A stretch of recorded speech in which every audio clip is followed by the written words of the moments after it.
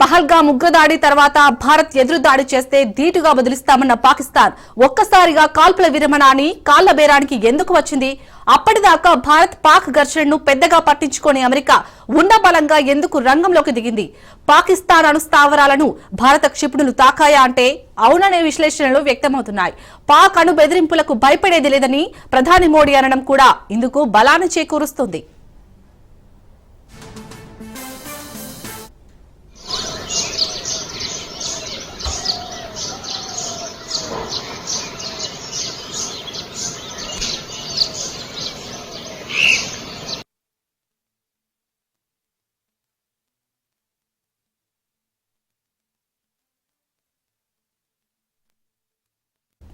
పాకిస్తాన్లోని కీలక వాయుసేన స్థావరాలపై అత్యంత ఖచ్చితత్వంతో దాడులు చేశామని భారత్ ప్రకటించింది. పూర్తి స్వదేశీ ఆయుధాలతో దాడి చేసి 11 వాయుసేన స్థావరాలను దెబ్బతీసినట్లు తెలిపింది. వీటిలో ఒక దాడి Pak nuclear command control centre ప్రాంగణంలో జరిగినట్లు తెలుస్తోంది. పాక్ చెప్పుకుంటున్న ప్రధాన బలం అణ్వస్త్రం. ఈ బలంపైనే దాడి చేస్తే దేశం నాశనం తప్పదని పాక్ సైనిక నాయకత్వం వెన్నులో వణుకు పుట్టి అమెరికాను ఆశ్రయించిందన్న వాదన కూడా వినిపిస్తోంది.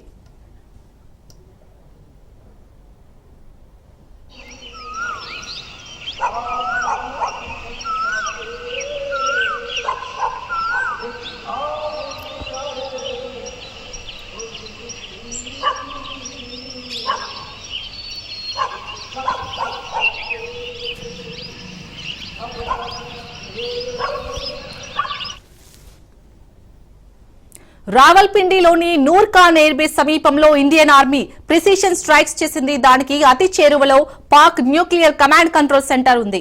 అణ్వాయుధాలను నియంత్రించడం, నిల్వ చేయడంలో దీని పాత్ర అత్యంత కీలకం. దీనికి అతి సమీపంలో దాడి చేయడం అంటే పాకిస్తాన్ అణ్వాయుధాలను క్షణాల్లో భారత్ ధ్వంసం చేయగలదన్న సందేశం ఇచ్చినట్లే అని మిలిటరీ వ్యవహారాల నిపుణులు అభిప్రాయపడుతున్నారు. దీంతో అన్ని లక్ష్యాలపైన అత్యంత ఖచ్చితమైన దాడులను నిర్వహించే సత్తా భారత్ కు ఉందంటున్నారు. అమెరికా జోక్యానికి ముందు భారత్ పాక్ ఘర్షణ అతి ప్రమాదకరంగా ఉందని, ఆ దాడుల తర్వాతే అమెరికా రంగంలోకి దిగి కాల్పుల విరమణ చేసుకోవాలని సర్ది చెప్పినట్లు తెలుస్తోంది.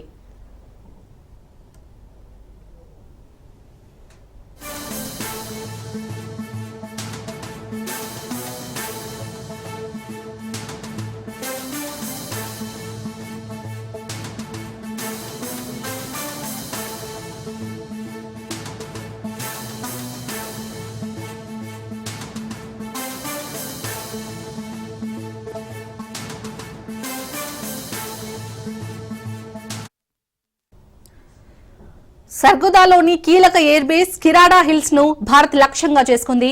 కీలక ఆయుధాలను మోహరించే ఈ స్థావరంపై బాంబులు, క్షిపణులు, డ్రోన్లతో అత్యంత ఖచ్చితత్వంతో విరుచుకుపడినట్లు భారత్ అధికారిక ప్రకటన చేసింది. ఈ బేస్ లోనే అణు వార్ హెడ్లను సైతం పాక్ నిల్వ చేసి ఉంచింది. దీంతో ఆందోళన చెందిన అమెరికా వెంటనే భారత్ తో సంప్రదింపులు జరిపిందన్నారు. పాక్ రెచ్చగొడితే మరింత విధ్వంసకరంగా ప్రతిస్పందిస్తామని భారత్ ఇప్పటికే తేల్చి చెప్పింది. చివరకు భారత్ దాడుల తీవ్రతకు వణికిపోయిన పాక్ కాలబేరానికి వచ్చినట్లు తెలుస్తోంది. భారత్ మొదటి లక్ష్యం ఉగ్ర స్థావరాలను ధ్వంసం చేయడమే, కానీ పాక్ సైనిక స్థావరాలు కాదు. లక్ష్యం నెరవేరడంతో కాల్పుల విరమణకు భారత్ అంగీకరించినట్లు తెలుస్తోంది.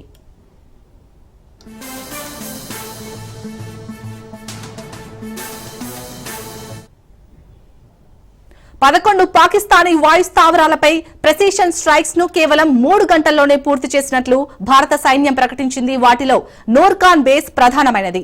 ఆర్మీ చీఫ్ అసీం మునీర్ సహా ఉన్నత స్థాయి జనరల్స్ ఇక్కడ భేటీ అవుతారు. గగనతల రిఫ్యూలియర్ ట్యాంకర్లు, భారీ రవాణా విమానాలు ఇక్కడే ఉంటాయి. అత్యాధునిక విమానాలకు కేంద్రం రఫీకీ బేస్. ఇక్కడ అత్యవసర ల్యాండింగ్ స్ట్రిప్లు ఉన్నాయి. మురీద్ బేస్ లో మానవరహిత డ్రోన్లను నిల్వ చేస్తారు. సర్గోదాను పాక్ అణునాడిగా చెబుతారు. బొలారి స్థావరంపై భారత్ చేసిన దాడిలో పాక్ కు చెందిన స్క్వాడ్రన్ లీడర్, 4 వాయుసేన సిబ్బంది సహా 50 మంది చనిపోయారు. 20% మేర ఎయిర్ ఫోర్స్ మౌలిక సదుపాయాలు, F-16, JF-17 ఫైటర్లు ధ్వంసమయ్యాయి.